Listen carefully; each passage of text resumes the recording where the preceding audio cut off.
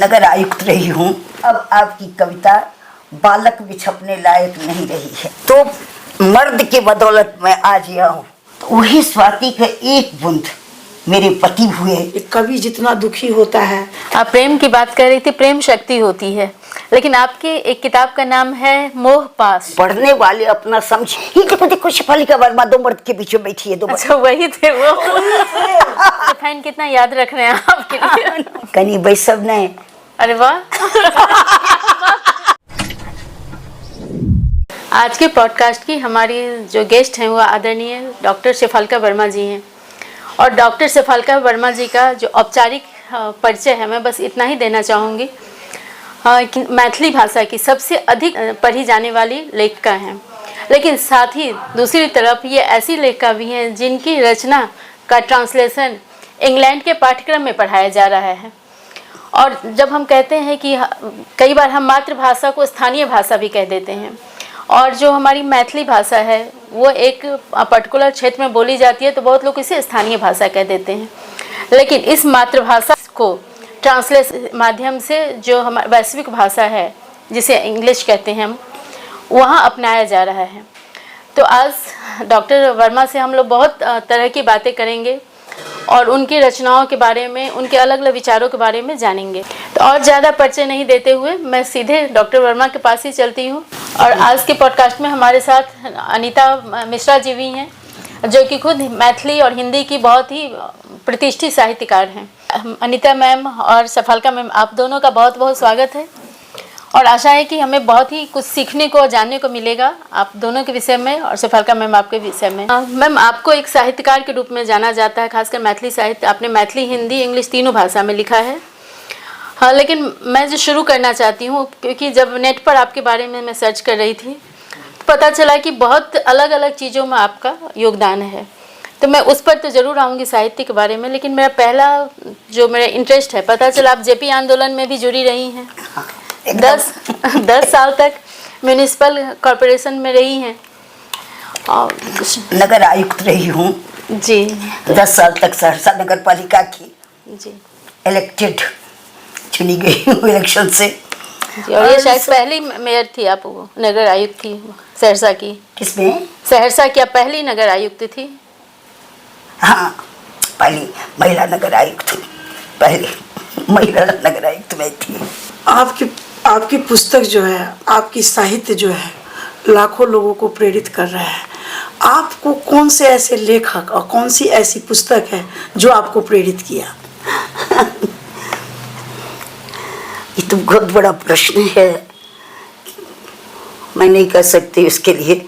जो मुझे रविन्द्रनाथ टैगोर ने किया, शरद चंद्र चट्टोपाध्याय ने किया, बंकिम चंद्र का आनंद मठ ने किया, कि अज्ञे ने किया बाद में।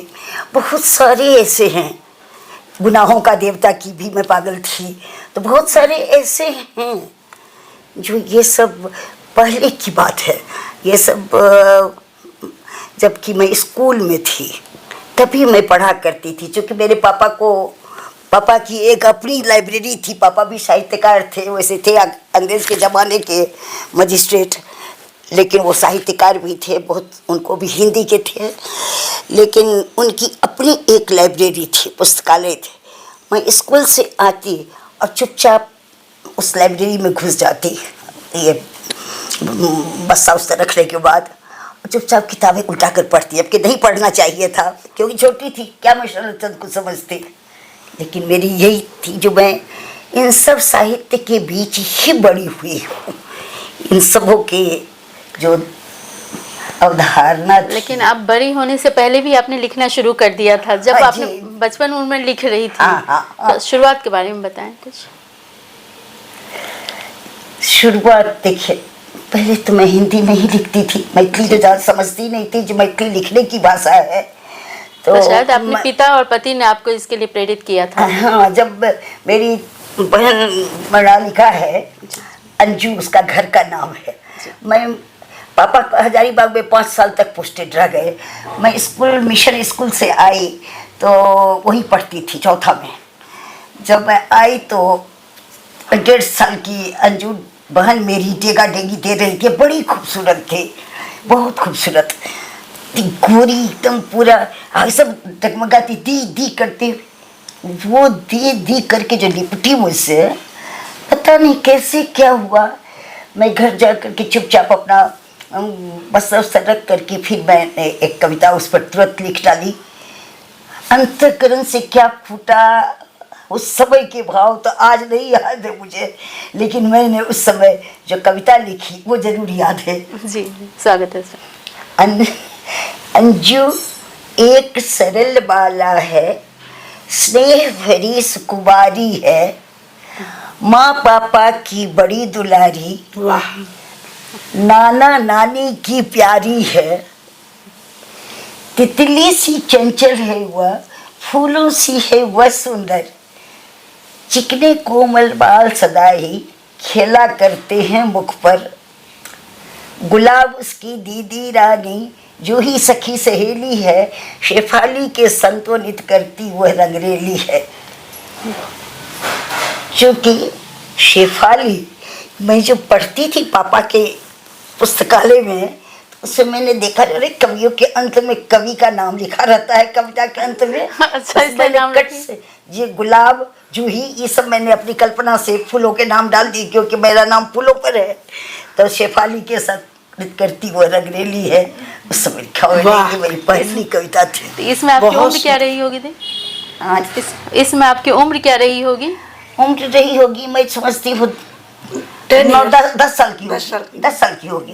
तो आपकी काव्य यात्रा 9-10 साल से ही शुरू हो गई। हाँ, एकदम बेशक, कोई शक नहीं है। नेट पर जो आपके बारे में जानकारी अवेलेबल है, उसमें कहीं लिखा हुआ है कि बॉर्न विथ सिल्वर स्पून मग, कि आपके पेरेंट्स, पापा, ससुर सभी काफ़ी ऊंचे पोस्ट पर थे और सभी साहित्यकार थे। ये आपको विरासत में मिला है और आपने प्रतिभा दिखा रही है कि आपका जिन भी था।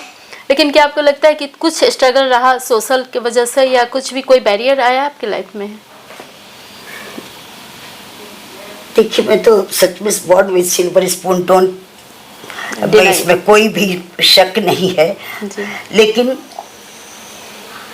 उस समय भी मैं बहुत सारी बातें मेरे मन में उमड़ा करती थी। साहेबगंज में उस समय पोस्टेड थे, मेरा जन्म हुआ है भागलपुर में, शरद चंद्र चट्टोपाध्याय के घर के बगल में मेरा जन्म हुआ है, और बंगाली टोला भागलपुर में। माँ ने कहा, क्या जो तुमने पहला शब्द माँ के बदले तुमने गंगा जी को देख करके कहा गंग, तुमने माँ के बदले गंग, तुम्हारे मुंह से शब्द निकला। अच्छा, तो जो भी बात होगी नहीं जानती हूँ, लेकिन मैंने इतना नहीं कहूँगी, मैं इतना ही आपको कहूँगी, जो इसके बाद जब ये कविता फूटी तो मेरे अंतर में, तो पापा सब भी बहुत ज़्यादा उत्साहित हो गए। किसी ज्योतिषी ने कभी बचपन में कहा दिया था मेरे लिए, जी तो आपकी बेटी कवित्री बनेगी। तभी से घर में सभी मुझे चिढ़ाने लगे, अरे ये तो कबूतरी है, कबूतरी है। अब मैं कबूतरी का अर्थ भी नहीं जानती थी, कवित्री का अर्थ भी नहीं जानती थी। आई गई बात हो गई।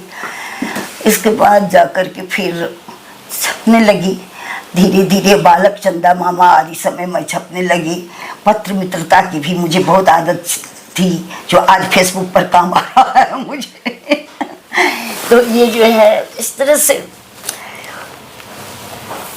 मैं क्या कहूँ, जब थोड़ी सी बड़ी हो गई तो मैंने कविता भेजी तो वो वापस चली आई। जो अब आपकी कविता बालक भी छपने लायक नहीं रही है। तब फिर कुछ दिन तक मैंने इंतजार किया। अच्छा, और क्या हुआ आपको? मेरी अपनी बात जो है, 12-13 साल 14 साल की उम्र से ही मुझे लगता है क्या कोई मुझे बुला रहा है, कोई मुझे बुला रहा है कहीं से। वो एक गाना था जो तुम न जाने किस जहां में खो गए। तो उस समय क्या होता था, कहीं पर जो पिक्चर लगती थी, सहरसा की बात है, पापा सहरसा में पोस्टेड थे, तो फिल्म जो कहीं लगती थी तो रिक्शा पर उसका प्रचार किया जाता था। तो रिक्शा वाला हम लोग घर के सामने आकर के, क्वार्टर के सामने किनारे में खड़े होकर के गाना बजा बजा कर लोगों को आकृष्ट, उसमें जो गाना देता था उन गानों पर मेरी आंखें एकदम भर आती, मैं रोने लगती। तो देखो बेटा, कहते हैं ना, जो भविष्य क्या होता है, मैं अब सोचती हूँ, मैं जो समय में रोती थी, तू न जाने किस जहाँ में खो गई, मैं नहीं जानती थी ये गाना कभी मेरी ज़िंदगी भी बन जाएगा। और इसलिए जो है सो उस अद्भुत जैसा मेरा मन रहा करता था, बेचैन। माँ को कहती थी कि माँ देखो ना मैं रोने लगती हूँ, इस तरह का गाना देता है मुझे। तो बस कोई बात नहीं, कोई बात नहीं। वहाँ बहुत भीड़ भाड़ मेरे घर में रहती थी। मेरे घर में कजन शब्द कोई नहीं जानता था, चचेरा शब्द कोई नहीं, फुफेरे ममेरे चचेरे सभी भाई बहन घर में भरे रहते थे। और सबों को सभी सगे हैं, सभी सहोदर हैं, यही कह करके हम लोग को ये शिक्षा दी गई। दीदी ये तो मतलब सही है कि आप सुख सुविधा में पली बढ़ी। हाँ। लेकिन आपके जीवन में भी संघर्ष कम नहीं रहा होगा, क्योंकि शादी के बाद स्टडी करना, बाल बच्चे को पालना, संस्कार देना, आप सब में सफल रही। इसका राज क्या है दीदी? सब में सब राज, हाँ, अगर इसका राज कुछ है तो मेरे पापा तो मर्द की बदौलत मैं आज यह हूँ। जो नारी आंदोलन आज किया जा रहा है पुरुषों के खिलाफ, उन पुरुष में एक पति, पिता और पति, ये बहुत बड़ी बात कही आप। बीच में मेरे ससुर जी, जो इतने रूढ़िवादी थे, और जब मेरी प्रतिभा देख करके उन्होंने तो उनको भी बैकनोट। ये तीन मेरी जिंदगी की मजबूत खंभा में पापा और पति मेरे। बस कहते ना जो स्वाति का कि एक बूंद अगर सिप में गिर जाए तो मोती हो जाए, और अगर वो रेत में गिर जाए तो मिट्टी हो जाए। तो वही स्वाति का एक बूंद मेरे पति हुए जो मुझ में गिरे, और मुझे वो जो बना दिया आज आपके सामने हूँ। मैं नहीं जानती हूँ, ऐसे मैं कुछ भी नहीं हूँ, आई एम नथिंग। बहुत बड़ी बात कह दी मैम आपने। आप लोगों ने ये बनकर सब, मैं आज उसी पिता और पति की बदौलत। अधिकतर यह मानना है कि कवि जितना दुखी होता है, जितना जीवन में संघर्ष झेलता है, उतने दर्द उसके कविता में छलकते हैं, वो उतना ही दूसरों का दर्द समझता है। लेकिन आप दीदी, आप तो प्रेम के संसार के रानी हैं और उसी पर कविता लिखती हैं। कि कविता में, कहानी में रियल दर्द झलकता है, और लगता है कि हम लोगों के बीच में ही रह के आप ये चीज़ अनुभव किए। इसका कारण क्या है? आप अनुभव करेंगी अगर मेरी किताबों को आप पढ़ेंगी। कहानी की बात आपने कही, ठीक बात, बहुत अच्छी बात पूछी आपने। जो कहानी मैं जिस युग में कहानी लिखती गई हूँ, उसका जो परिवेश, उसकी जो परिस्थितियां रही है, वो कहानी उसी के रूप में आई है। जैसे मेरी पहली किताब है एकटा आकाश, मैथिली की। एकटा आकाश में उसी तरह की पृष्ठभूमि है जिसको मैंने जिया है। और ये जरूर है, मैंने आपके जीवन को देखा और उस पर लिख रही हूँ। भावनाएं तो मेरी ही होगी, मैं भावना तो आपसे उधार ले नहीं सकती। हाँ, लेकिन आपकी घटनाएं, आपका परिवेश, वो मेरी कहानी का रूप ले लेता है, वो चीज, वो बातें ले लेती हैं। तो इसलिए मैं ये कहूँगी, जो कहानी या कविता एक ऐसी बेचैनी की चीज है ना, जो सब भीतर वो भावना उभरने लगती है, तो ऐसा लगता है जैसे लेबर पेन हो रहा है। वो छटपटाहट, वो जो कब मौका मिले जो उसको लिख लूं जल्दी। तो मैम, आपका एक किताब है कुछ दर्द सगा सा, जो कि मेरे सामने है। आपने लगभग 2 दर्जन किताबें लिखी हैं, हालांकि मेरे पास 8 ही किताबें 10 हैं। ये कुछ दर्द सगा सा, तो प्रेम के साथ आपने दर्द को एक तरह से हमेशा कंबाइंड रखा है। प्रेम का दर्द जो होता है, आपने इसको आपको छायावाद युग का प्रथम और एकमात्र मैथिली की कवि माना जाता है, और उसी टाइप से आपने इसको देखा है। तो आप इस बारे में कुछ कहना चाहेंगे?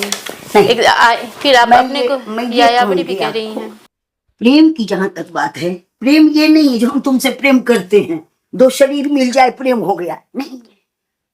प्रेम तो आपको ये दौड़ी हुई मेरे पास आएगी, प्रेम तो इसको ये दौड़ी हुई मेरे पास आ पाई।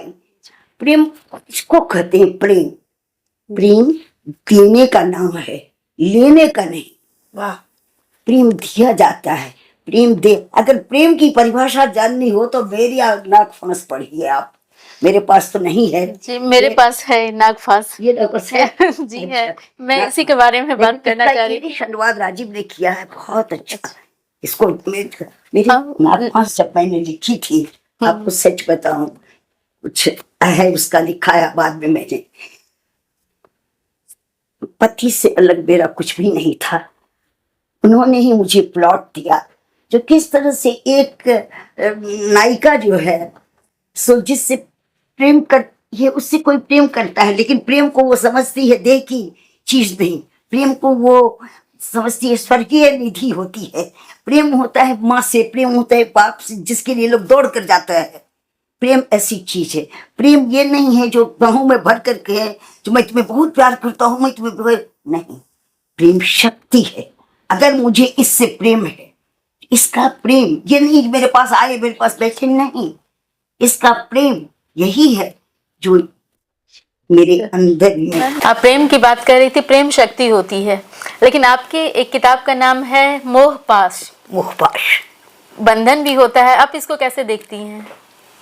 बंधन मोह पाश क्या है वो तो मैं अभी बोलूंगी नहीं, वो आप पढ़ोगी और इसके बाद क्वेश्चन पढ़िए। मोह पाश जी जी। हाँ, क्या उसमें देखा?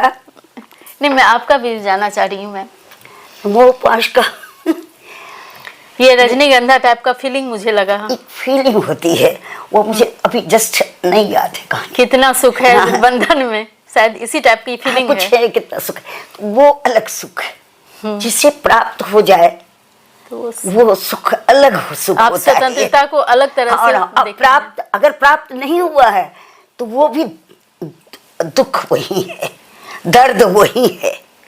जब आप दर्द की बात करती हैं, लेकिन दर्द की बात ये नहीं वो मुझे नहीं मिला इसलिए मैं दर्द, ये तो मामूली से कोई प्रेम नहीं हुआ। प्रेम स्वर्गिक निधि है जिसके लिए हमारे ऋषि मुनि वसुधैव कुटुंबकम की परिकल्पना किए हुए हैं। भगवान ने जन्म दिया है सिर्फ इंसान को, सिर्फ मानव को, और एक ही गुण दिया है मानवता का, इंसानियत का। लेकिन हमने उसे क्या किया, हिंदू और मुसलमान क्रिश्चियन और कहाँ जो पूरे विश्व में एक ही मानव था, लेकिन मानव को आज खंड खंड टुकड़ों में किसने बांटा? स्वयं मानव ने बांटा। आज आप ब्राह्मण है, राजपूत है, ई दलित है, यहाँ तक आप बांट सकते हैं। किसने बांटा? इंसान नहीं। कोई बोले भगवान को बुलाए तो बोले जो हाँ भगवान से पूछे कि भाई कैसे बांटे, किसने? अब मैं तो अभी नहीं बोलूँगी, मैं तो कुछ और बोलना चाह रही थी, लेकिन अभी दो मेरे अगल और बगल में है।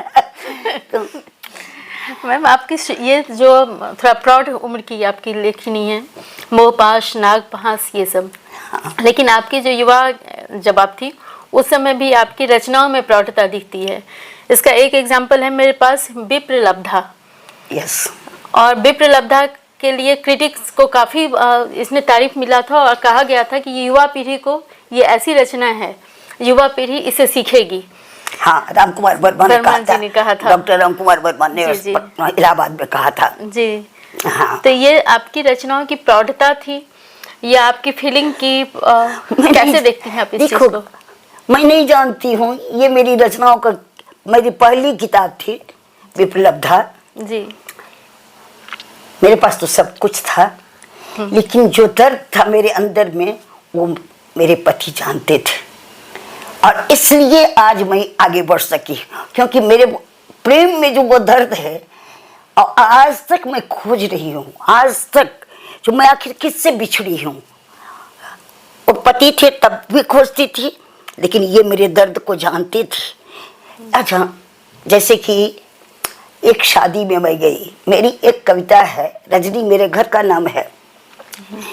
मैं तो थी अंधकार की रजनी, कितनी लौ जला दी तुमने, जिसे निकट से देख न पाती, उर अंतर मन से पहचाना, दूर कहीं है जिसको मैंने प्राणों का संगीत है माना, मैं तो फली फूली फुलवाड़ी थी, कितनी पतझार उठा दी तुमने।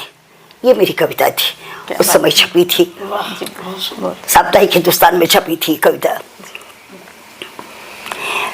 शादी के घर में गई, लोग भरे हुए थे, वहाँ पर फिर मेरे एक रिलेशन, नहीं कहूँगी, अपने ही रिलेशन थे, वो पूछने आए, रजनी तुम इतनी बड़ी कवित्री हो, तुम्हारे पास इतना सुख है, इतने सारे, तुम्हारा इतना चाहने वाला पति है, ये है वो है, फिर तुम क्यों इस तरह की कविता लिखती हो, किसके लिए लिखती हो? मैं तो थी अंधकार की रजनी, ये लाइन के लिए उन्होंने पूछा। मैं कुछ वैसे बैठी हुई सब देख रही थी, समारोह सब क्या हो रहा है, घर का आंगन का था, उसी पर आकर के इन्होंने मुझे पूछ दिया।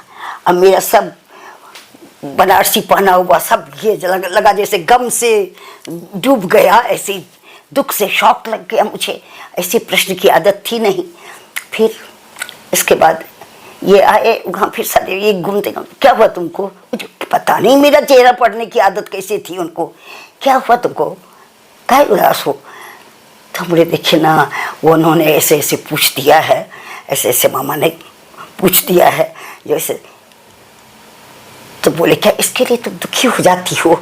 जो कोई पूछ दिया है तुमसे, तुम किसके लिए लिखती हो? तुम बोलो। जो मैं लिखती हूँ केवल मैं नहीं जानती हूँ, पढ़ने वाले अपना समझे मैं किसके लिए लिखती हूँ। तुम ये नहीं क्यों परेशान हो जाती हो जो हमसे पूछ दी तुम किसके लिए लिखती हो? अब अपने रिलेशन में तो आप जवाब नहीं दे सकती हैं जो किसके लिए लिखती हूँ। और मेरे सामने कठिन प्रश्न था, ये उस समय की बात है जब मैं भी जवान, तुम भी जवान, सब जवान ही जवान थे हम लोग। पूरी ये हम लोग का सहरसा का ये सब 27 वर्ष सहरसा में हम लोग रहे हैं। तो उसमें जो है, तो इस तरह का जो प्रश्न पूछा गया तो मैं थोड़ी सी ये हो गई थी, लेकिन मैं प्रश्न थी तो ये उत्तर थे वर्मा जी।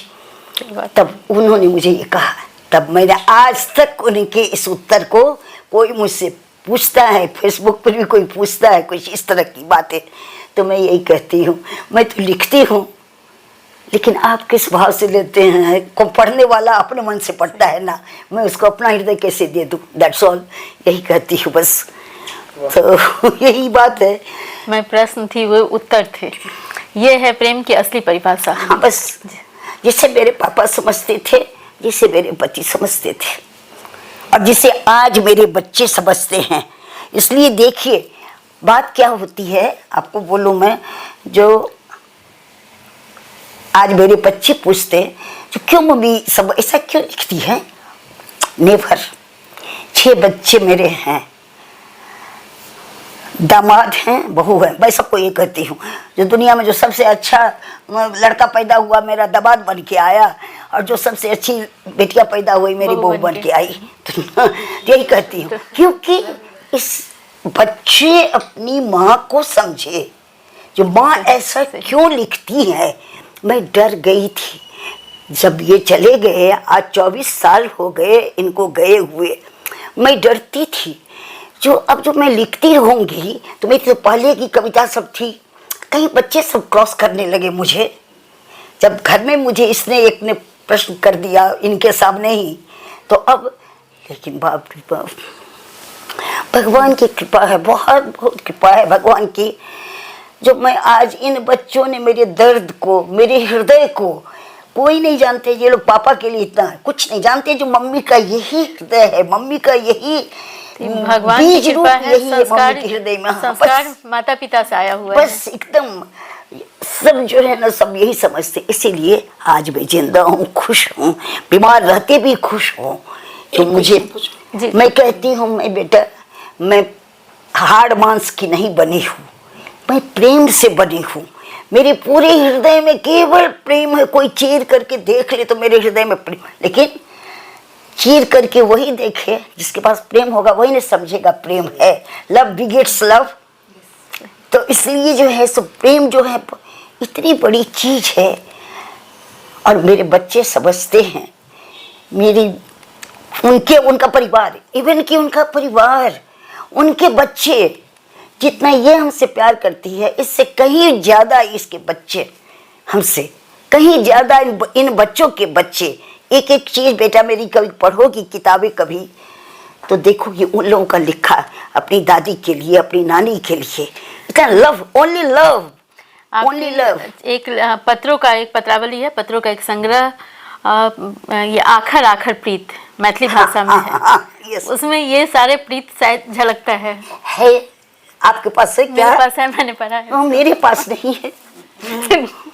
आपके मन में प्रीत है लेकिन आखिर आखिर प्रीत ऐसे ना, मार्केट से मेरी किताबें सब गायब, बहुत बिकी शुरू में, क्योंकि बहुत बिकी। सबसे ज्यादा बिकने वाली राइटर आप ही हैं मैथिली की। अब नहीं, अब नहीं, अब तो सब कुछ, अब फिर भी मार्केट में अवेलेबल नहीं है आपकी किताब। बहुत किताबें जो है। आपने तो ये स्वामी विवेकानंद ये लिख के गए कि प्रेम सर्वशक्तिमान है। हाँ, एकदम। तुम में प्रेम है तो तुम सर्वशक्तिमान हो, निस्वार्थ हो तो सब बंधन से मुक्त। उससे बढ़िया उसको आपने तो चरितार्थ किया ही इतने।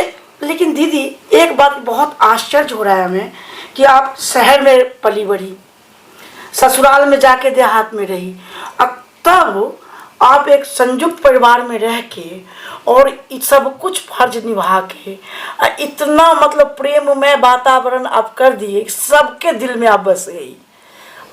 आधुनिक युग में उस प्रेम के लिए कोट भरा पड़ा है, घर घर में कला है, उसके लिए कुछ मैसेज दीजिए, आप क्या कहना चाहें?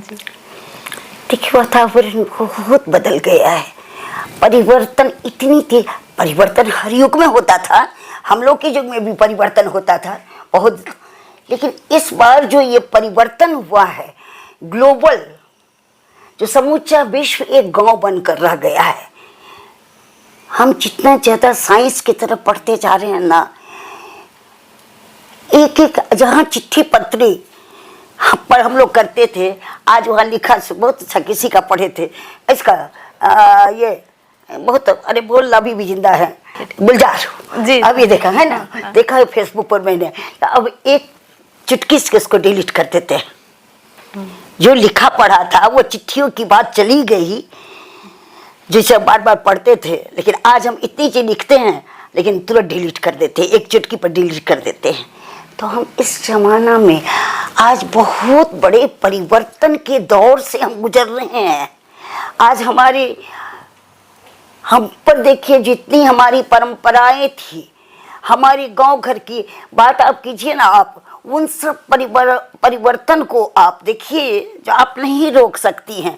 स्त्रियों को बांध कर रखा गया था, इसको जो है सो माने वो नकेल जो था उसको रखा गया था, क्या यहाँ क्या बुलाकी को यहाँ पहना करके जानवर की तरह यहाँ पर पहनाया जाता था, बुलाकी सोना की, हथकड़ी की जगह में सोने का कंगन, इस तरह से औरतों को बांध करके रखा जाता था। और वो औरतें, जब औरत में या मर्द में क्या अंतर है आप बतलाओ? जो आज अगर औरत बलात्कार होता है तो बलात्कार करने वाला घूम रहा है, लड़की क्यों बदनाम होगी? औरत क्यों बदनाम होगी? क्योंकि औरत शक्ति है। शक्ति क्या? लक्ष्मी, सरस्वती, दुर्गा, काली, सब कुछ औरत है। और जिस तरह से शिव से शक्ति को हटा दो केवल शव रह जाता है, ये पुरुष तत्व जो है ये केवल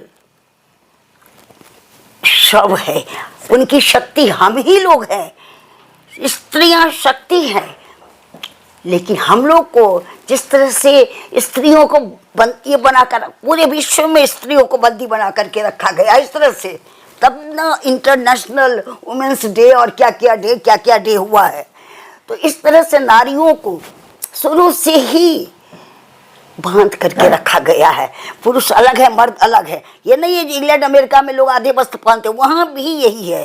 जो औरतों को वहाँ भी दूसरे नजरिए से देखा जाता है, बराबर में नहीं देखा जाता है।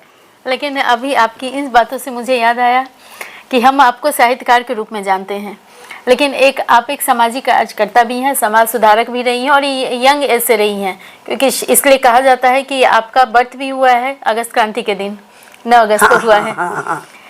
तो मैं उस पर भी थोड़ा आना चाहूँगी कि आप जेपी आंदोलन जो हमारे भारतीय राजनीति का एक टर्निंग पॉइंट था, उसमें भी आप ये पार्टिसिपेट की हैं आप।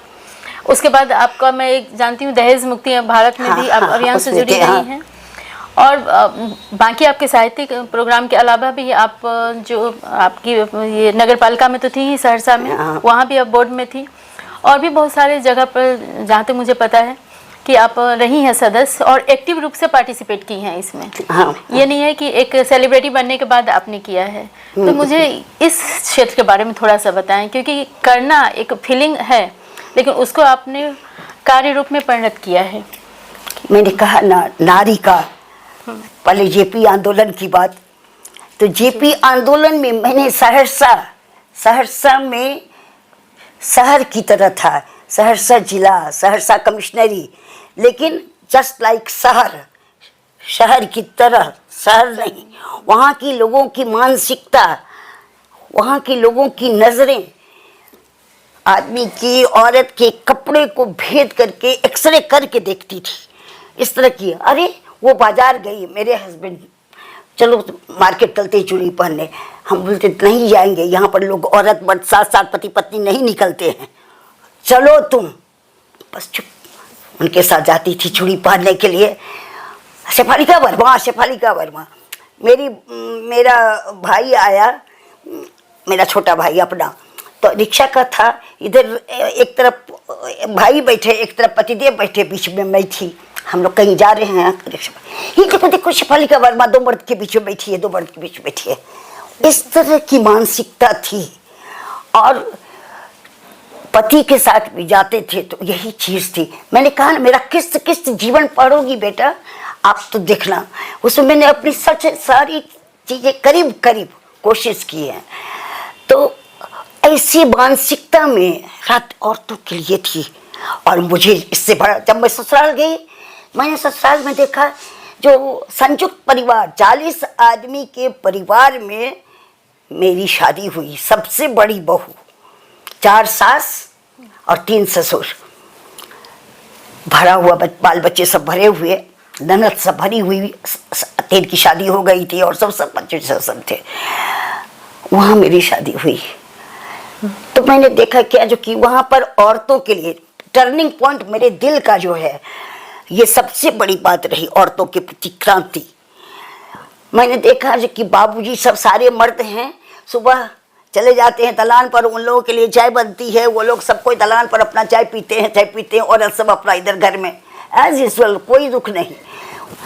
एक पूर्णिमा से दूसरी पूर्णिमा तक एक सास का खाना बनाने का काम था, फिर उस पूर्णिमा से उस पूर्णिमा दूसरे सास का, तीनों का पारी लगी हुई थी कि रसोई बनाने की, क्योंकि उस समय चिनवार पर नहीं चढ़ते थे ये दूसरी कास्ट के लोग। हाँ, चिनवार पर नहीं चढ़ाया जाता था उस समय, तो इसलिए वो सास को सबको ही खाना बना। और सबसे बड़ी जो थी वो मलकिनी थी, उनको बाल बच्चा नहीं हुआ था, सबसे बड़ी जो थी वो इतना बड़ा चाबी का जब्बा गोदाम घर का रखे थे।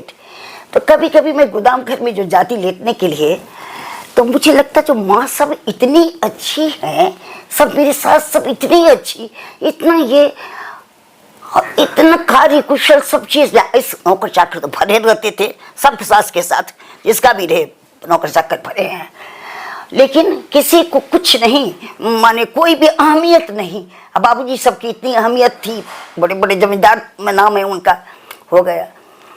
गोदाम घर में मैं लेटी थी, तो मुझे अनाज को देख करके लगा, बोरा सबको देख करके लगा, इसी में औरत की जिंदगी इसी बोरे की तरह है, जो सिर्फ एक चीज़ के लिए खुलती है, एक चीज़ में खुश हो जाती है, जो पति उसके साथ है, बस वो रात का वक्त होता है, इसी में खुश औरत रहती है उसकी अपनी। जबकि माँ, एक दिन देखे मैंने माँ को गाना गाते हुए, जो यहाँ बदला वफा का बेवफाई के सिवा क्या है, मैं चौंक गई। इससे हाथ में अम्मा गा रही हैं, दूसरे दिन दूसरी सास को देखे इसी तरह की गाना गाते पुराने जमाने की। बहुत मुझे लगा ये आश्चर्य, जो बाप ये सब इतना सब कुछ इन लोगों के ज्ञान है। मैं करीब मैट्रिक पास थी, कोई नहीं थी, बराबर पढ़ती। मेरे मन में बहुत कष्ट हुआ, बहुत दुख हुआ कि इन लोगों को क्यों इस तरह से इतना गुण रहते ऐसे दबी हुई हैं। फिर लेकिन मैं वहाँ कुछ बोल नहीं सकती थी, लेकिन वहाँ से मेरे मन में ये बात उपजी जो नहीं, मुझे मौका मिला, मैं सहरसा में नगर आयुक्त बनी और नगर आयुक्त में हुआ क्या, जो भाषण देने में मुझे जो है सो सब बुलाते थे।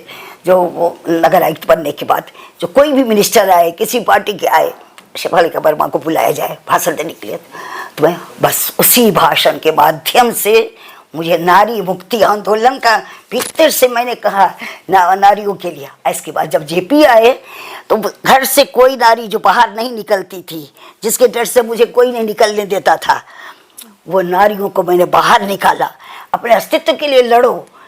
और तब सबको ही जानते उस समय वो नारियां जो हमको कहती थी बौर के साथ देखिए दोनों बेकेत के, वो नारियां सभी जेपी आंदोलन में किसी स्वस्थ एक एम को लेकर, ध्येय को लेकर के जब चलते हैं, कुछ इस तरह की समाज की उस तरह की कुरीतियां थी जो औरतें भी त्रस्त हो गई थी, पर्दा के पीछे पीछे सहते सहते सब कुछ। इसके बाद सब जा करके मेरी ये निकली तब उस जेपी आंदोलन में। और फिर मुझे बहुत, इसके बाद मुझे इतना ही नहीं, जेपी आंदोलन के बाद मुझे टिकट मिला वहाँ से, कैलाशपति मिश्रा ने भेजा टिकट, जो कि नहीं टिकट आपको भेजा जा रहा है सहरसा से लड़ने के लिए। मैंने कहा नहीं, शंकर टेकरीवाल यहाँ के हैं, नहीं शंकर टेकरीवाल को दूसरा क्षेत्र दिया जा रहा है, आपको सहरसा से लड़ना है। हम बोले मेरे लिए मेरा बच्चा, मेरा परिवार, मेरा पति सर्वश्रेष्ठ है, मैं कभी नहीं पॉलिटिक्स में जाओगे। इनको तो लगता था जैसे प्राण जा रहा है वर्मा जी को, तुम क्यों नहीं जा रही हो, तुम्हें इतनी क्षमता, इतना। बोले नहीं जाएंगे, नहीं जाएंगे हम, जरा सा कोर्ट से आने में, जरा सा कोर्ट से आप आते हैं, हमें बाहर नहीं रहती खड़ी तो आप चारों बगल चौकन्ना हो जाते हैं, जो कि नहीं रही, कहाँ गई कहाँ गई। मैं नहीं करूँगी, मुझे अपने बच्चे, सभी बच्चे स्कूल में थे तभी, बच्चे कोई ये नहीं थे, सभी स्कूल में पढ़े, सरसा के सरकारी स्कूल सब था, रतवा वाला वो भी, लेकिन सरकारी स्कूल के पढ़े 6 बच्चे आज इंग्लैंड, रूस और दिल्ली यूनिवर्सिटी, सब जगह सभी MA PhD हैं, सभी ये है, समझे। यही भावनाएं हैं जो बच्चों को बांध के रखती हैं और तब मैंने कहा महिलाओं को उस शक्ति समय, बनाती हैं। हाँ, क्योंकि देखो बेटा, आप उस समय आप लोग नहीं जानती होंगी, नाम सुनी होंगी तारकेश्वरी सिन्हा। जी जी। एक लेडी थी, वो मिनिस्टर थी, तो हम लोग के घर के बगल में रहते थे, कृष्णा नगर में पापा रहते थे पटना में, तो हम लोग सब वहाँ पटना वुमेंस कॉलेज के प्रोडक्ट हैं और मेरी सारी बेटियाँ पटना वुमेंस कॉलेज की। तो वो जो है रहते थे, तो पापा के दोस्त थे तारकेश्वरी सिन्हा के हस्बैंड, वो आकर कहते थे मलिक जी, अरे वो तो कभी मिलने के लिए हमको टाइम ही नहीं देती है, एक लाइन से मिलने वाला सब रहता है। तो मेरे पापा मजाक करते उससे, हम लोग सुनते रहते अगल बगल से, तो पापा मजाक करते, अरे जाओ तुम भी एक स्लिप लिख करके दो ना अपना नाम से, जो हम मिलेंगे। ये सब हम लोग के ब्रेन पर पड़ता था असर, जो ऐसा होता है। तो हम इनको तब इसको समझाए, इनको इतना ही नहीं, परिवार से इतना प्रेम था, आज कहती हूँ तो कही डालूँ आप लोग को, जो इतना प्रेम था मेरा। मैं केवल BA ऑनर्स थी, इसके बाद मैंने पढ़ाई छोड़ दी, बोली नहीं पढ़ूंगी अब। इसके बाद किसी ने मुझे बुला करके ऑनरेरी डॉक्टरेट की डिग्री दी, वहाँ से दरभंगा से, पूरे ये में बहुत बड़ी मजलिस कॉन्फ्रेंस में, मैथिली यूनिवर्सिटी, दीनराज शांडिल्य। इसके बाद मिथिला में निकल गया टाइटल दीनराजी डॉक्टर। फिर मेरा रोना शुरू हो गया। फिर बोली क्यों रोती हो देख करके, हम बोले कि देखिए हमको दीनराजी सब तो ब्राह्मण ने दिया है हमको, कोई ये आज ना आप लोग ब्राह्मण और कैसा और ये भूबियार करते हैं, उस समय हम आज जो कुछ आज भी कुछ है तो ब्राह्मण के ही बदौलत। मैं कभी नहीं कैस का नाम दूंगी, कैस में बाद में आए मणि पद्मी जी सब, लेकिन शुरू में तो सुमन जी सब ये सब जो है सब वही सब मेरे रहे। तो उसमें जो है बोलते इसमें रोने की क्या बात है, करके दिखा दो, करके दिखा दो। 18 साल बाद हम MA का एग्जाम देंगे और उसके बाद जाकर के हम PhD कर, नहीं हम मुझे नहीं करना है। तो बोले तब रोती का चल दिए। बाप रे, मुझे बड़ा लगा, लेकिन मुझे अपनी हिंदी पर बेटा बचपन से विश्वास था। जो कि मेरी हिंदी बहुत अच्छी थी, नेचुरल है ना, बोली जो सब साहित्यकारों की किताबों के बीच रही। इसके बाद ये 18 साल बाद दरभंगा यूनिवर्सिटी से नहीं गई, क्योंकि मुझे सब पहचानते थे, सभी जगह मंच पर जाती थी, आकाशवाणी में जाती थी, सब जगह सभी पहचानते थे, इसलिए वहाँ से नहीं करके सोचते सोचते आखिर जा कर के भागलपुर यूनिवर्सिटी से, वहाँ कोई मैथिल नहीं है, वहीं से मैथिली में की है? नहीं हिंदी में, मैथिली नहीं था सब्जेक्ट मेरा, केवल मैट्रिक को 50 नंबर का पढ़े थे, उस समय जस्ट आया था, तो पापा बोले ले लो, तो बोले ठीक है ले लो 50 नंबर का। प्रोफेसर भी तो मैथिली की हिंदी की ही प्रोफेसर थी ना, पीएचडी सब कुछ हिंदी टोटल। वहाँ हिंदी की हेड ऑफ डिपार्टमेंट थी सहरसा कॉलेज में। हिंदी की हेड ऑफ डिपार्टमेंट थी, मैं सहरसा से फिर पटना आ गई एन कॉलेज। इसके बाद जाकर के फिर हो गया, तो 18 साल बाद मैंने फॉर्म भरा सिर्फ अपनी भाषा की, ऐसे जो भाषा मेरी इतनी समृद्ध है, हिंदी में भाषा पर ही नंबर है।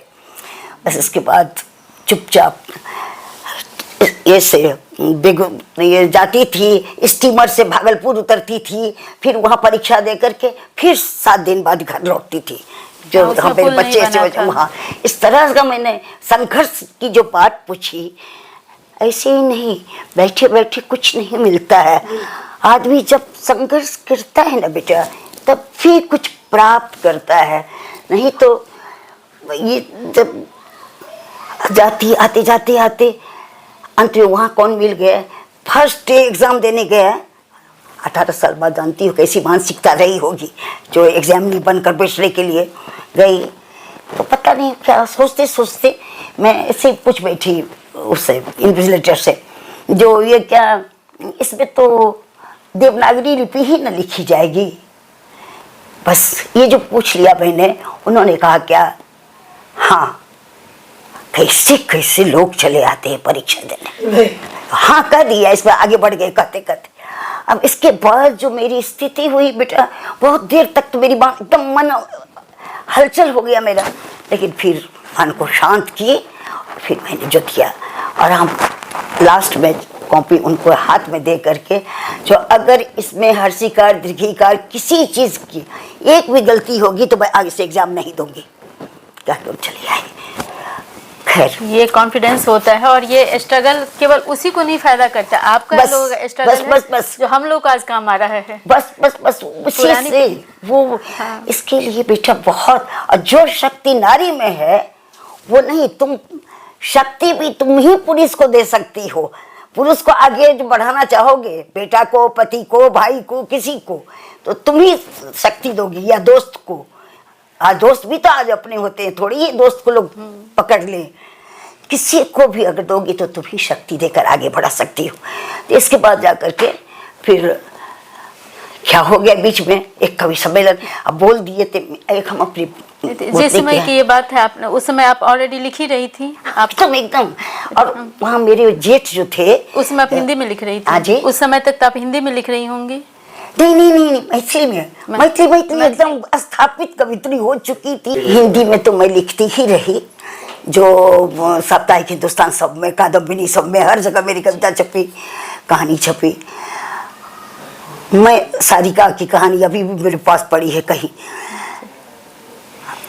मैथिली में मैं पढ़ रही थी, ये 60 में है ना, हाँ 60 में रामदेव झा, प्रोफेसर रामदेव झा जो अब नहीं है, वो मेरे हस्बैंड के दोस्त थे। मेरे हस्बैंड थे पटना साइंस कॉलेज में और वो थे पटना कॉलेज में, रामदेव झा एक ही हॉस्टल में रहते थे। उनको जब मालूम हुआ जो मैं हिंदी में लिखती हूँ, उनकी पत्नी, तो उन्होंने कहा तुम क्यों नहीं मैथिली में लिखाते हो उनसे, तुम मैथिली में उनसे कहो लिख लें। तो मुझे नहीं, मैं नहीं जानती थी जो मैथिली लिखने की भाषा है, जैसे जबकि हरिमोहन झा मेरे बहुत अच्छे, पापा के बहुत अच्छे दोस्त थे हरिमोहन झा, तो लेकिन मैथिली पढ़ते नहीं थे कभी, तो क्या पता।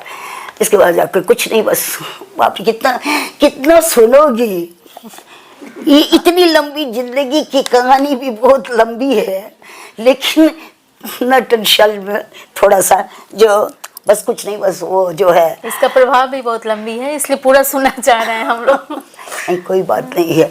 ये जो है रामदेव शाल, मुझे पहले तो कोई भागलपुर वाला इंसिडेंट कह दो, जी। हाँ उसको पूरा कर दो। इसके बाद रविकांत नीरज आ गए, जो मैथिली के बहुत अच्छे कवि हैं, साहित्यकार हैं मैथिली के। रविकांत नीरज कवि सम्मेलन में मुझे ले गए, उसमें ध्रुव गुप्त सबको देखती होंगी, सब जो फेसबुक पर है, सब थे उस कवि सम्मेलन में। इसके बाद हो गया तो रविकांत हमको बोला, मेरे एक चाचा हैं वो आपसे बहुत मिलना चाहते हैं। और मुझे खबरदार किया गया था किसी को नहीं कहना तुम परीक्षा दे रही हो, लेकिन बात को क्या करें, बात तो फैली जाती है। अंत था, एग्ज़ाम का अंत था, बस बोले ठीक है ख़त्म होने दो तो मैं जाऊँगी। ख़त्म हो गई परीक्षा, वो लेके गए, दीदी आज चलो, आज उनको बिल से मिलाते, तुमको ले गए बूढ़ा नाथ के पास भागलपुर में। तो वहाँ वो हमको देख रहे हैं, हम उनको देख रहे हैं, वो हमको देख रहे हैं, वो हम, मतलब चुप दोनों। कहाँ से चले आते हैं परीक्षा देने। अच्छा वही थे वो। और अगर इसमें एक भी गलती होगी तो मैं परीक्षा नहीं दूंगा। ये तो बड़ा इंटरेस्टिंग था। बहुत इंटरेस्टिंग। तो बोल, अब वो मेरी कविता सबको पढ़ के बहुत रोते थे, बहुत ये करते थे। उपलब्धा जम चुकी थी, उनके पास थी, तो वो सब बहुत ज़्यादा फैन थे मेरे। लेकिन जब ये फिल्मी स्टोरी है बिल्कुल। वहाँ जा कर के रविकांत को भी कुछ नहीं पता, मुझे क्या पता। तब जा कर के फिर वहाँ जो है वो देर तक रहे जी कि हाँ देखियो हम, उनको भी याद था, हम बोल कर गए थे जो कि अगर कुछ भी गलती होगी तो परीक्षा नहीं दूंगे। और वही बोल दी कहाँ से तो ना। इसके बाद जा कर के हम लोग फिर जाके वहाँ पर हम लोग कहने लगे, हंसने लगे, एक दूसरे बात को ख़त्म किए, लज्जित इतने हो गए वो भी। और इसके बाद सब कुछ ठीक ठाक था, कुछ भी नहीं खूब अच्छा से। इसके बाद तो बोली, रामदेव झा को मैं प्रणाम करती हूँ, इनके दोस्त को जो खींच करके मैथिली में मुझे लाए। मैं कहती थी मैं नहीं लिखूंगी मैथिली, मुझे नहीं लिखना आता है, पढ़ने के लिए तो बहुत अच्छा है, लेकिन बहुत ज़्यादा इंस्पायर किए। और तब लेकिन आप आ गई मैथिली में, ये आपका ही नहीं है, हम लोग जो भी मिथिलांचल के हैं उनके लिए है, क्योंकि एक प्रेरणा स्रोत सबको मिला कि ये लगता था कि लोकल भाषा है हिंदी और उसके बाद इंग्लिश, यही लोग टारगेट लेके चलते हैं। लेकिन जिसको हम मातृभाषा कहते हैं, जिसको हम लोग लोकल भाषा मान लेते हैं, इसमें क्या टारगेट है, इसमें क्या फ्यूचर है। लेकिन आपने मैथिली को जो है वर्ल्ड लेवल तक पहुंचाया है। आपकी बहुत सी किताबों का यूनिवर्सिटी ऑफ शिकागो से भी ट्रांसलेशन हुआ है, पेंगुइन ने किया है, माई विलेज, उसमें आपकी कविता है जो कि इंग्लिश वहाँ माई विलेज का ही ना, वही इंग्लिश में पढ़ाई हो रही है 10th क्लास के, शायद हायर सेकेंडरी में सिलेबस में, इंग्लैंड में। वो इसका ये हुआ है, वहाँ से शिकागो यूनिवर्सिटी से ट्रांसलेशन हुआ है, पेंगुइन सीरीज में छपी और इंग्लैंड में पढ़ाई और जाती आपके है। एक और माई लव का, हाँ माई ग्रीफ करके ऐसे कुछ है, माई लव मैंने पढ़ा नहीं याद है, हो सकता है। अच्छा ये हाँ ये सब है। Global poetic, global poetry. आपके फैन कितना याद रख रहे हैं आपके लिए। हाँ भले भूल गई, हम लोग याद रखे हुए हैं। इसके बाद वो इसका कारण है ना, तारण के शशि एक है, शशि के तारण अनेक। सही बात। बहुत अच्छा। बाप रे, रामदेव झा फिर तो मेरे पीछे पड़ गए, बहुत अच्छे।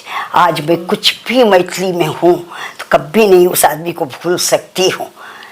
और आप लोगों को मैं भेज दूंगी इनकी एक चिट्ठी जो इन्होंने मुझे मैथिली में लिखी थी, और आज तक ना मैं उसका अर्थ समझ पाई हूँ। मैं प्रेम पत्र के आस में बैठी हूँ जो ये गाँव से मुझे खत लिखेंगे। जो खत मुझे आया तो मुझे लगा ये आज क्या ज़माना रहता तो एक ये से डिलीट कर देती। एक जानती एक उपन्यास लिख रहे हैं, और उसका नाम है क्या, उसका नाम क्या है, कनी वैष्णव ने। अरे वाह। एकांत पूछा क्या दीदी कौन उपन्यास के नाम भाई सब नहीं, थोड़ा बैठिएगा, नहीं ये मीनिंग हुआ तो कभी एकांत आया कुछ, तो हम बोले ऐसे ऐसे दीदी उपन्यास लिख रहे हैं, तो बोले क्या जी कौन उपन्यास दीदी, तो हम बोले तनी भाई सब नहीं, तो बोले हाँ क्या नाम वैसे ही छीना। हम ऐसे नाम दिए हैं जो पढ़े सब जो करीब वैसे नहीं। क्या सोच के आपने लिखा, क्या कॉन्सेप्ट है इसका, क्या बड़ा करेंगे, इंटरेस्टिंग मौका लग रहा नहीं है। मिल रहा है। ये जो कौन आ गया ना कोरोना वाला, वो मेरी सारी एक्टिविटीज़ को ख़त्म कर दिया है। कुछ भी नहीं कर पाऊँ। उस लेकिन फिर भी अधूरे आपकी उपन्यास energy को है। चाहती हूँ लिखना, पूरा करना। सब कोई कह रहे हैं आधा लिखा, लेकिन अब हम दोनों भी रिक्वेस्ट कर रहे हैं कि इसको जरूर पूरा कीजिए, हम भी पढ़ना चाहते हैं। जरूर दिल से उसको बहुत डीप कॉन्सेप्ट है इसके पीछे हाँ कि सही ये बात। हर दिल की पुकार है हाँ, ये उसका बड़ा दिल से हो रहा है, उसका दिल पुकार रहा है कहीं वैष्णव नहीं, लेकिन बोल नहीं पा रही है। और उसका दिल ये उसका एंड उसका यही करेंगे, किया हुआ है। उससे बड़ा है कि हाँ जाओ जाओ, लेकिन वो होता यही है कि नहीं बस मैं जा रहा हूँ, बहुत दिनों के बाद, जमाने के बाद मिला है दोनों मिला है। ये भी अपना उस वर्ग के, वो भी उम्र, लेकिन वो जो उन लोगों के जीवन में जो तलखियाँ आई, इतनी बातें हुई, इतना सब कुछ, तो आदमी भूलता तो कुछ भी नहीं है। तो इसी पर है सारी गतिविधियाँ, सारी घटनाएं, सारे क्यों ये लोग अलग हुए, क्यों हुआ, सो सब करते हुए ये उपन्यास है। उसका मन चंचल हो रहा है। उसका मन लगता है जैसे पुकार के कर रहा है, कहीं वैष्णव नहीं। और वो भी जैसे मुड़कर एक बार देखता है, खत्म कर दिए हैं, लेकिन बीच का नहीं भरे हैं। वो चीज मन में है, बहुत बात मन में है, लेकिन जरूर आप कीजिए ज्ञान के सागर हैं दीदी। ज्ञान अनुभव मोती के का अंत ही नहीं है आपके भावनाओं के। रचना में, आपके भावना में, आपके स्वभाव में। मोदी का अंतिम। ये हम ज्ञान, अच्छा ये हम ज्ञान के सागर नहीं हैं, आप लोग ज्ञान के सागर हैं, क्योंकि आप मेरा पैर छूती हैं, आप बड़ी नहीं हो जाती हैं, हम तो जो हैं वही हैं, लेकिन आपने झुककर जो पैर छुए। मैं एक बात आप लोगों को कहती हूँ, इसके बाद आप लोग पूछिएगा। जी जी सबसे कहती हूँ जी। और आप लोगों से भी रिक्वेस्ट करती हूँ, बेटा आपसे भी, सबसे, जो आज शरद चंद्र को कोई जानता है, आज टैगोर को कोई जानता है, अनुवाद के कारण। हाँ। सबों ने बंगाली में लिखा है। आज तमिल के राइटर जो हो, तेलुगु के जो हैं, सबको जानता है। हम मैथिल ऐसे हैं जो हम उनकी कृतियों का अनुवाद कर रहे हैं। मैथिली की कृतियों का, सुमन जी जैसे राइटर, यात्री जैसे राइटर, इतने उन लोगों की कृतियों का अगर अनुवाद होने लगे तो आज मैथिली साहित्य विश्व साहित्य के पटल पर सबसे नंबर 1 रहेगा। दो बात मैं कहूँगी, आप लोग आइए, ये बात जरूर मेरे दिल को जो ठेस पहुँचाती है, एक अनुवाद वाली बात। अगर अनुवाद सब करे, धड़ल्ले से अनुवाद होने लगे, जो हाँ उसका तो फिर देखिए, एक मेरा नाग फांस का राजीव ने किया है इंग्लिश में, वो चला गया ब्रिटिश लाइब्रेरी में, वहाँ के लोग वहाँ पर उसको ये कर रहे हैं। एक वो छोटा सा बूंद दे, कल्चर को जानने के ऐसे तो कितने राइटर भरे हैं जिसको, तो आज कौन जानता है इन लोगों को। महाश्वेता देवी ये सब जो लिखी है, सब राइटर हिंदी में आया है सबका, तब लोग पहचानता है। एक ये दूसरी बात कहती हूँ मैं, जल्दी से दूसरी बात मैं कहती हूँ, आप कहती मिथिला राज्य मिथिला राज्य क्यों? हम आप चिल्लाएंगे, रोड पर जाएंगे, मिथिला राज्य नहीं। जब तक आप जड़ से नहीं जुड़िएगा, आप किसके लिए मिथिला राज्य चाहती हैं? केवल हम लोग आप लोग मिलकर मिथिला राज्य हो गया? नहीं होगा। जब तक कि वहाँ के लोग, हमारे गांव के लोग, हर एक जात के लोग नहीं कहे जो हमको मिथिला राज्य चाहिए, अपना देश चाहिए, अपना राज्य चाहिए, अपना स्टेट चाहिए। गांव के लोग अब भी जाओ गांव में तो कहते हैं क्या, जो कि चलो तुम्हारी क्या भाषा है, तो हम तो कुछ हमर कोन भाषा छै, जे भाषा हम बाजै छी वह भाषा ने। बोले कि अहाँ तो मैथिली बाजै छियै, अहाँ मैथिल छियै। हम कोनो बाबन छी जे हम मैथिल रहब? तो हम कहलिए हम तो मैथिल छियै, हम तो बाबन नहीं छियै, तो कैसे छियै मैथिल? नहीं मैथिली, अरे वो हाँ इस तरह से बोलते हैं। तो मुझे कष्ट होता है, उनको विश्वास दिलाना होगा जो तुम भी मैथिल हो, क्योंकि मैथिल आदमी नहीं होता है, ये मिथिला राज्य हमारा है। हमसे कोई पूछता है जो आप कहाँ की हैं, आज भी कोई भी पूछता है कहाँ की हैं, तो हम बोले आप तो राम जी को जानते हैं, बस उनका जहाँ ससुराल है मैं वहीं की हूँ, बस सिंपल एक ही जवाब, जहाँ उनका ससुराल है मैं वहीं की हूँ। अब जानिए आप कहिएगा नहीं जानते। तो मिथिला इतना आगे बढ़ चुका है, लेकिन अब मिथिला राज्य सही जगह राज्य बन गया है। और हमारा इतना ज़्यादा जो मिथिला की जो संस्कृति है, जो संस्कार है, विश्व के प्राचीनतम संस्कार से आता है। आज आप टेबल पर खाना लगा देती हैं, अपने मन से खाओ नहीं, हमारी मिथिला में है जो और लीजिए और लीजिए और लीजिए, खिलाया जाता है प्यार से, प्रेम से, लेकिन उस कल्चर को, उस संस्कार को। दूसरी बात क्या बेटा, आप मैथिली मैथिली चिल्लाते हैं, मैथिली ठीक है, मैथिली मैं मानती हूँ मैथिली, लेकिन आप अपने बच्चों को, आपके बच्चे तो हिंदी में क्यों आपसे बात करते हैं? सही बात। आपके बच्चों को मैथिली में बोलना चाहिए। वो एक बेटी सब छे, डॉक्टर सब इतने अच्छा मैथिली में कविता लिखे छे, यूके में रह के भी ना, यूके रह के। संस्कृति बहुत अच्छी कविता लिखती है मैथिली में। और इसके लिए क्या है, तुम अपने बच्चों को नहीं कर रही हो और कहती हो मिथिला राज और मैथिली का ये हो। दूसरी क्या बेटा, जो मैं थोड़ा सा, मुझे ये सब में लगता है ना, थोड़ा सा आवेशी हूँ ना, मुझे ये सब बर्दाश्त नहीं होता है। तो पहले जब सच्ची लेखिका है, बर्दाश्त नहीं होता है और मुझे। ऐसे ही आवेशी मुझे दूसरे भी होता है बने। कि जो क्यों नहीं, हम देश आज़ाद हुए, सोचो 75 साल से ऊपर हो गया देश को आज़ाद हुए। हमारे देश का क्या नाम है? इंडिया। कहाँ रहते हैं? इंडिया से आए हैं, इंडिया में रहते हैं। हमारा बच्चा बच्चा, हमारा जवान नौजवान इंडिया इंडिया इंडिया इंडिया।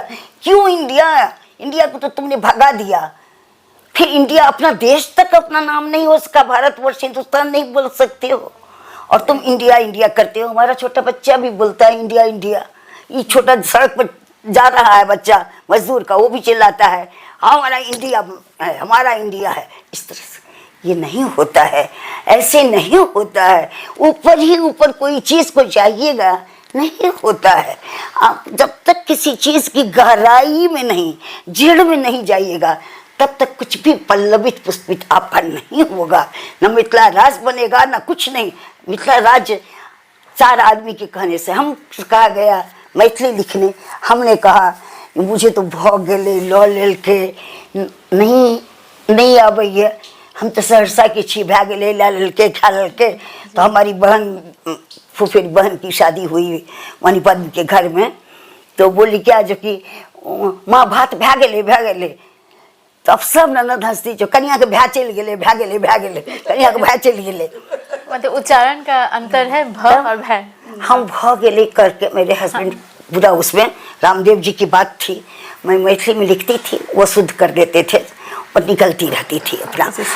इसके बाद जाकर जब मैं स्थापित हो गई, मैंने सहरसा की भाषा में लिखना शुरू कर दिया। जो उसमें रहती हूँ तो वही की भाषा लिखूंगी, जो जीती हूँ वही तो लिखूंगी। तो जो मैं जी रही हूँ, असर करता है, हम जा रहल छी, हम खा रहल छी। अच्छा देखो बेटा, आप कल परसों देखी होंगी आप लोग भी, जो दिखलाता है उस पर, जो ये सीता का, जो ये इस जगह अच्छी देखिए, वो लोग सब कॉमिक्स लोग, तुम लोग नहीं देखती, हम दिन रात उसी पर रहते मैथिली के कारण। जो अच्छी मजाक बना रहे थे, हम तुमको भेज देंगे हम कभी, वो सब अच्छी आप मत लिखिए ना भाई। वो लोगों से आप बुलवा रहे हैं और आप इसकी करवा रहे हैं, रामायण का आप ये ड्रामा करवा रहे हैं, उसमें अच्छी वो तो बोलेगा ही अच्छी। आप लिखिए ना, सब सिंपल सी बात है, लिखियो ना, दूसरा का वास्ते अपना सब ले रहा दियो ना, अच्छी। हाँ वो तो बेचारा संत बोलता है अच्छी। हाँ वो सब कोई कमेंट में दे रहा है, जो इस पहले भाषा तो बोलना सीखिए। हमको मन होता है कहें पहले आप तो लिखना बदल दीजिए कम से कम लोगों के लिए।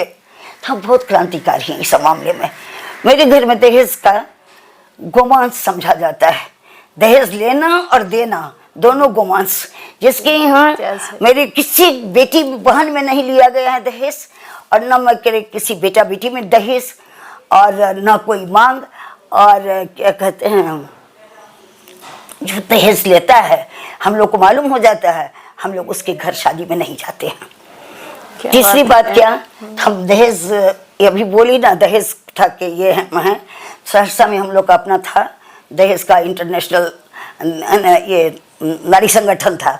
उससे दहेज के लिए हम लोग को जब मालूम होता था, तो वो बहन ही लगती थी हमारी, देखता ये अपने बेटे के लिए दहेज ले रही है और उसकी बात इतना मोल भाव हो रहा है, तो हम लोग बच्चों को रात में पैसा देते थे, मजदूर का बच्चा सबको, जाओ उसके घर पर लिख के काला कोयला दे करके, इससे लिखना, यहाँ बेटा बिकता है, लिख के चले आना। और उसको पैसा देते थे, उसको 1 आना 2 आना में काम कर देता था रात का दिन।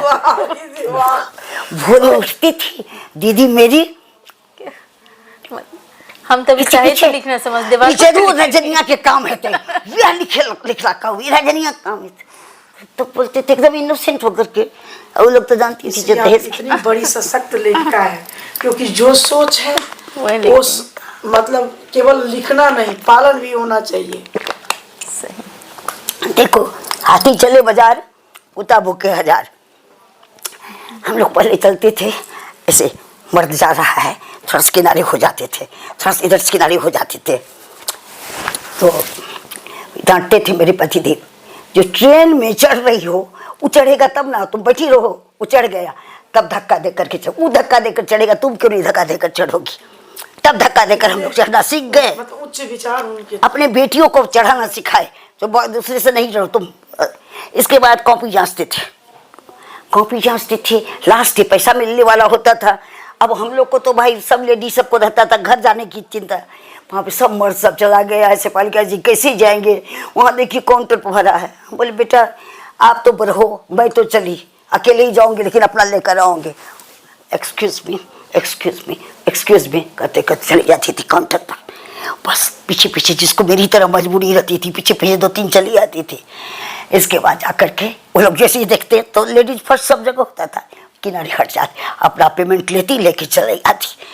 तब ये सब ताकत की बात है। आपके भीतर में जब पाप नहीं है, डर किस बात का? डर तो अपने आप से होता है ना बेटा, ये हम गलत कर रहे हैं। जब हम ये गलत कर ही नहीं रहे, हम अपने बच्चों को भी सिखाते हैं, तो 2 चीज़ दिमाग में, एक माइंड को पॉजिटिव रखो, हरदम हर हाल में, हर संघर्ष में माइंड पॉजिटिव रखो तो हरदम सुखी रहोगे। और दूसरी जो बस अपनी, तुम ठीक हो तो तुम्हारा लोग कुछ बोले, तुमको परवाह मत करो लोगों की बोलने की। लोगों के पास क्या है, लोग बोलेगा ही किसके। अब आपकी कविता है, आपका ये है, आपका है, जिसको जो मन होता है बोलता है। बाप रे, इतना ऐसा क्रिटिसिज्म देखते हैं फेसबुक पर, हंसी आ जाती है कभी। तो ये बोलते हैं, बेटा बोलता है मम्मी अब खाली कमेंट क्यों देखती है, आप देखिए वो क्या चीज लिखा है। हम बोले हम जैसे लोगों को भी पढ़ना चाहते हैं, जो लोगों ने इस लोगों पर क्या प्रतिक्रिया हुई है इसकी। मैम आपसे तो जानना लग रहा है कि वही सागर मगागर वाली बात है, इतनी देर जान के बाद भी लगता है कितना कुछ जानने के लिए है। और वही अभी ये किताब मिली है मुझे, ग्लोबल पोएट्री, मैंने नेट पर देखा था, बुक फॉर्म में भी है, कि जहाँ आपकी किताब, आपकी पोएम माई लव को इसमें स्थान दिया गया था। और ये शायद 2004 की बात है, काफ़ी उसी में 2004 की बात है। अब हम लोग आपसे इतना कुछ जाना है, लेकिन आपने जैसा कहा कि एक हिम्मत की बात की, नए पीढ़ी को, मिथिला भाषी को, या किसी जो अपनी मातृभाषा से प्यार रखते हैं, मिथिला से बाहर यूनिवर्सल ट्रूथ है ये। क्योंकि आप जो बात कर रही हैं, चेंजेज आए हैं, टेक्नोलॉजी में आया है चेंजेस, ह्यूमन नेचर में नहीं आया है, साइकोलॉजी में नहीं आया है, ह्यूमन नेचर, ह्यूमन भावना जो है, इमोशंस में नहीं आया है। तो इसलिए आपका जो भी विचार है या जो व्यू है, वो हर समय, हर काल के लिए, हर जगह के लिए बना रहेगा, समीचीन रहेगा। मैं लास्ट फाइनल रिमार्क पूछना चाहूँगी कि यंग जनरेशन को, हम लोगों को भी कुछ बताना चाहें तो। यंग जनरेशन को कहना चाहिए, जो आप लोग आकर के आज मुझे बात कर रही हैं, इस सम्मान से बढ़ कर के दूसरा कोई सम्मान नहीं है। सम्मान के लिए जो होड़ लगी है, नहीं, आज नेक्स्ट जनरेशन अच्छा लिख रही है, बहुत अच्छा लिख, बशर्ते पढ़ने की आदत डाले। जब तक पढ़े नहीं, आप भी पढ़िए जरूर। अपना ये नहीं कभी समय मिले तो सोचे समय थोड़ा सा पढ़ करके, तो ही पढ़ना हो, लेकिन पढ़ करके सोइए। और जब किसी भी भाषा की रहे, हिंदी पढ़िए, मैथिली पढ़िए, अंग्रेजी पढ़िए, जो भाषा की मन हो उस भाषा की पढ़िए। पढ़ने की आदत, किसी में पेशेंस नहीं है। राइटर बनना चाहते हैं, पाठक नहीं बनना चाहते हैं लोग। पढ़ना नहीं चाहते, लिखना चाहती हैं, पढ़ना नहीं चाहती हैं। पढ़ोगे तो जहाँ न जाए रवि वहाँ जाए कवि। जितना पढ़ोगे उतनी दूर तक तेरे दृष्टि जाएगी, दूर दृष्टि तुम्हारी जाएगी, जो कोई नहीं समझ सका वो तुम पढ़ करके ले आओगी इस बात को। ये बहुत बड़ी बात होगी। इसलिए मैं तो ये कहूँगी, लिखो, खूब लिखो, सम्मान के पीछे मत भागो। कालिदास को भी सम्मान नहीं मिला, बहुत कवि हैं पिछले, सम्मान कौन दिया? वक्त। समय आता है जब सबको सम्मान मिलता है, समय से पहले कुछ नहीं। और आप सब, जब मैं यहाँ आई, पटना दिल्ली आई, मुझे एक सम्मान के लिए ऑफर मिला, तो आपको ये सम्मान दिया जा रहा है, आपको ये, ठीक है, सब कोई खुश हो गया। अरे दिल्ली आते ही आपको ऐसा कौन सम्मान हो गया? मुझे नहीं नाम याद है। इसके बाद जा कर के मैंने देखा है, उसमें 90,000 का सम्मान था, कुछ इसी टाइप का, नहीं याद है अभी। जस्ट दिल्ली 2009 में की बात है, ये आई थी। उसमें इसके बाद लेटर आया, जब आपको ये सम्मान फलाने तारीख को मिलने वाला है, 30,000 रुपया आप जमा कीजिए। तो बोले भाई सम्मान के लिए 30,000 रुपया जमा करूँ? बोले हाँ, तो आपको तो 90,000 मिल रहा है, तो नो लॉस, केवल गेन ही गेन है। हम प्रणाम कर लिए। बोले मुझ कभी अपनी नज़र में खुद गिर जाऊंगी, हम क्या ही करूँ, कभी नहीं। तब मैंने चित्रा मुद्गल का, हाँ, उससे भेंट भी मेरी हुई थी, तो उसका मैंने पढ़ा, तो वो भी इसी बात को लिखी। यही सब बात है बस, और कुछ नहीं। मुझे यही कहना है, पढ़ो पढ़ो पढ़ो, तुम भी पढ़ो और लिखो। हर आदमी को लिखो चाहिए। हाँ, आपको भी आप भी लिखो। इतना जो आप फोटोग्राफी करते हो, आपको क्या एक्सपीरियंस होता है, आपका क्या अनुभव होता है, इन सब से, इन सब बातों को लिखो। बहुत बड़ा काम देगा आगे में आपको। बहुत बड़ी बात होती है लिखना, गॉड गिफ्टेड होता है, लिख सब नहीं सकता है। भावनाएं सबके दिल में है, रिक्शा चलाता है उसके दिल में भी भावनाएं हैं, लेकिन एक्सप्रेस नहीं कर सकता है। ये गॉड गिफ्टेड होता है, और जो एक्सप्रेस करता है उसको लिखना चाहिए, जरूर लिखना चाहिए।